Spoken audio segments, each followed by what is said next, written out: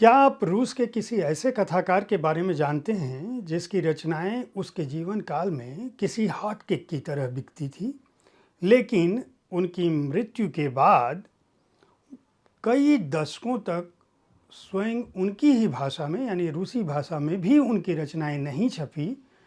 दुनिया की दूसरी भाषाओं में छपने का प्रश्न ही नहीं है।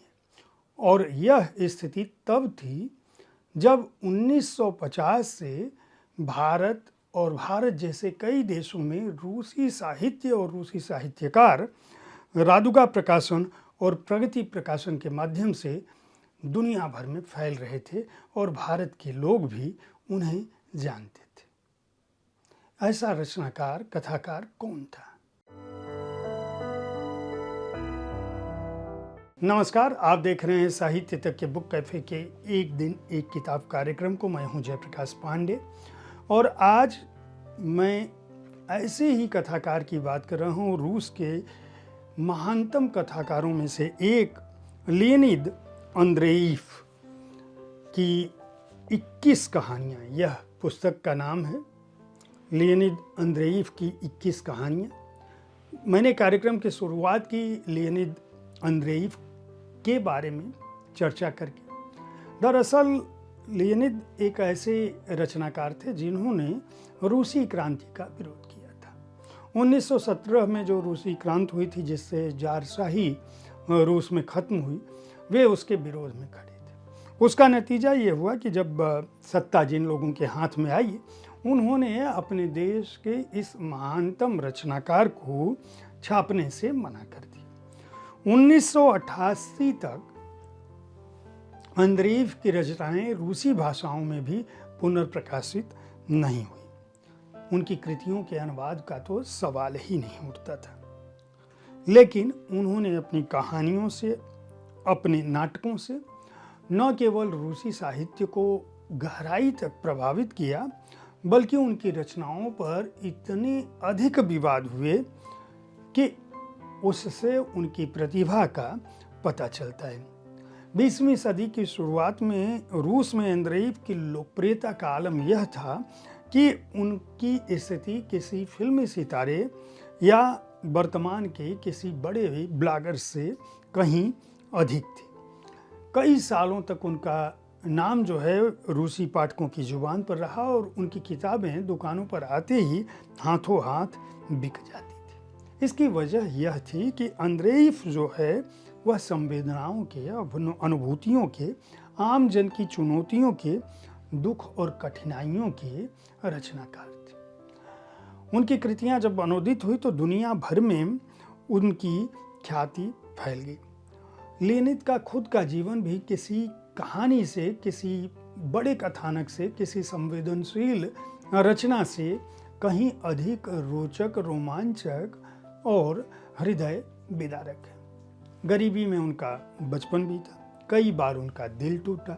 दिल टूटने से वो आत्महत्या के स्तर तक कई बार, कम से कम 3 बार उन्होंने अपने जीवन काल में आत्महत्या करने की कोशिश की। गरीबी के चलते अतीव प्रतिभा होते हुए भी, चित्र बनाने की कला, लेखन की कला होते हुए भी उनके पास जीवन यापन के लिए बहुत संकट था। 17 वर्ष की उम्र में पिता के देहांत के बाद उन्हें घर चलाने की जिम्मेदारी हुई। उसी दौरान कभी बड़ी उम्र की महिलाओं, कभी छोटी उम्र की महिलाओं, लड़कियों से उनको प्रेम होता रहा। लेकिन जीवन में निराशा हमेशा उनके जीवन में निराशा ने अपना स्थान बनाए रखा।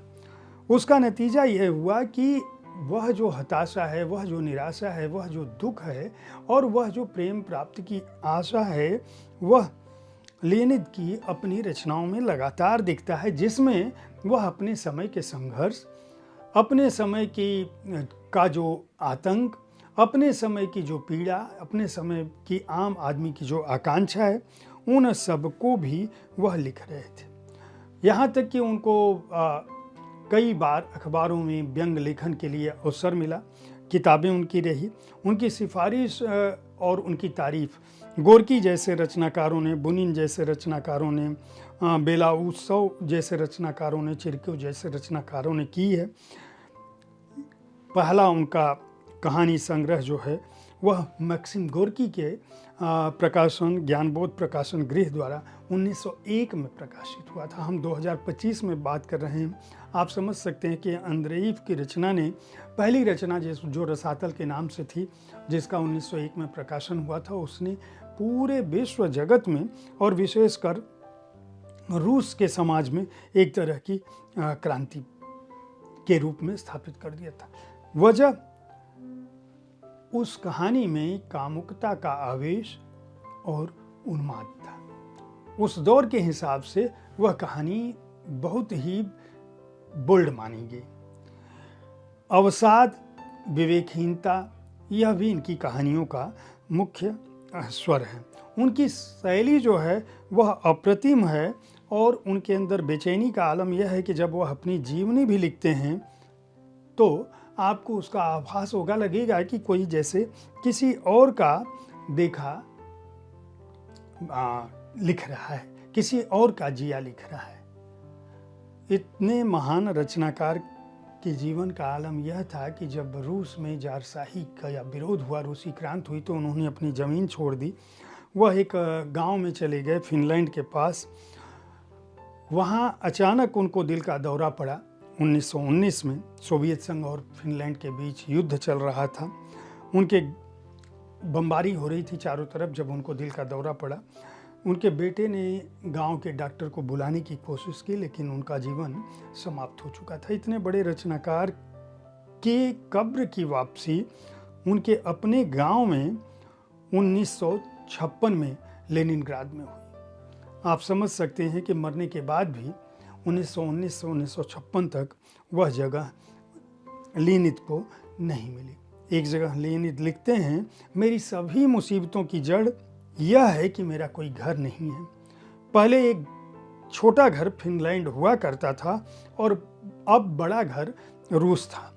विस्तृत और व्यापक रूस, सुदृढ़ और शक्तिशाली रूस। और सृजन मेरा सबसे विस्तृत घर था जहाँ मेरी आत्मा बसती थी। लेकिन सब कुछ हाथ से फिसल गया।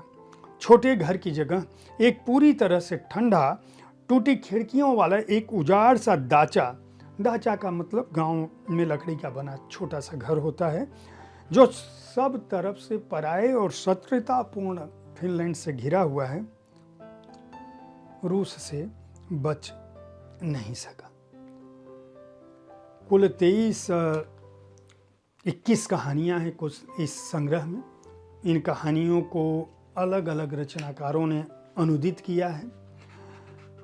कहानियों का नाम है पहाड़ सिंह, अलबेला सिम्योन या काली औरत, कटखना, कौवे ने क्या देखा, दीवार, झूठ, वाल्या, बारहसिंगे, तहखाने में धूप, गांव में पेचिया के कुछ दिन, किताब, सांप को जहरीले दांत मिलने की कहानी उसी की जबानी, मसला हुआ फूल, फरिश्ता, लैंप, महानगर, अखरोट, इंजन, खाली दिमाग शैतान का कारखाना, रेलगाड़ी में नमक हराम। यह है मूल रूसी से इन कहानियों का अनुवाद किया है प्रगति टिप्पणीस ने, सरोज शर्मा ने, अल्पना दास ने और अनिल जनविजय ने। इस कृति के संपादक भी अनिल जनविजय ही हैं। और शब्द कौशल और अनुवाद की उत्कृष्टता के बारे में मैं केवल एक पैराग्राफ इस कहानी से पढ़ूंगा, जिसका नाम है सांप को जहरीले दांत मिलने की कहानी उसी की जुबानी। शांत शांत शांत, जरा मेरे करीब आओ, मेरी आंखों में देखो। मैं हमेशा से एक दिलकश जीव रहा हूँ, नाजुक, एहसानमंद और शुक्रगुजार। मैं अक्लमंद और नेक भी हूँ। मेरी कहरे बदन का हर जोड़ इतना लचीला है कि तुम मेरा धीमा नाच देखकर खुश हो जाओगे। तुम्हें मैं कभी छल्लों से निकलने के करतब दिखाऊंगा तो कभी अपनी केचुली की चमक, कभी मैं खुद में समाकर एकदम सिमट जाऊंगा तो कभी अपना आकार कई गुना बढ़ा लूंगा। मैं भीड़ में अकेला, मैं भीड़ में तन्हा, मैं तुमसे प्यार करता हूँ। शांत शांत शांत, आओ मेरी आंखों में देखो। इसी तरह से मैं तुमसे मोहब्बत करता हूँ, मैं तुमसे प्यार करता हूँ। मैंने कहा न तुम मेरे करीब आओ, मैं तुमसे इश्क करता हूँ, मैं तुमसे बेइंतहा का प्यार करता हूँ के अंदाज में यह कहानी चलती है। और यह बताती है कि सांप जिसे चूमता है उसका वह प्यार, जो वह प्यार बताना चाहता है मनुष्य से, वह उसका आखिरी प्यार होता है। इसीलिए लोग उससे भागते हैं और इसे वह सांप अपना दुर्भाग्य मानता है।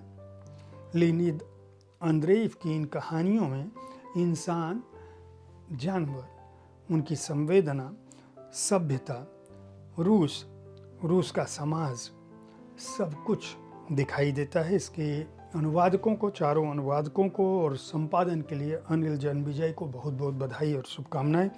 वाणी प्रकाशन ने इस पुस्तक को प्रकाशित किया है। लेनिद अंद्रेयेव की 21 कहानियाँ रूसी साहित्य की श्रेष्ठतम कहानियों में शुमार होती हैं। अगर आपको रूसी साहित्य पढ़ने की इच्छा है और अच्छी कहानियाँ पढ़ना चाहते हैं, कहानियों में जो नव प्रयोग है जो आजकल हिंदी कहानियों में दुर्लभ है, उसे अगर देखना समझना चाहते हैं, भाषा का कौशल, वाक्य विन्यास और कथानक किस तरह से रचे जाते हैं, तो इस कृति को अवश्य खरीद कर पढ़ सकते हैं। इसका मूल्य 475 रुपये है। मैं उम्मीद करता हूं कि साहित्य तक के बुक कैफे का यह एपिसोड आपको पसंद आया होगा। इस कार्यक्रम में आप किस तरह की कृतियों की चर्चा चाहते हैं, उसके बारे में अपनी राय से हमें अवश्य अवगत कराते रहें। हमारी कोशिश होती है कि विविध विधाओं की पुस्तकों के साथ आपके पास मैं हर दिन पहुंचूं, ताकि आप उन पुस्तकों का चुनाव कर सकें जिन्हें पढ़ना चाहते हैं। कल ठीक इसी समय ऐसी ही किसी एक कृति के साथ मैं फिर मिलूंगा। देखते रहिए साहित्य तक। धन्यवाद।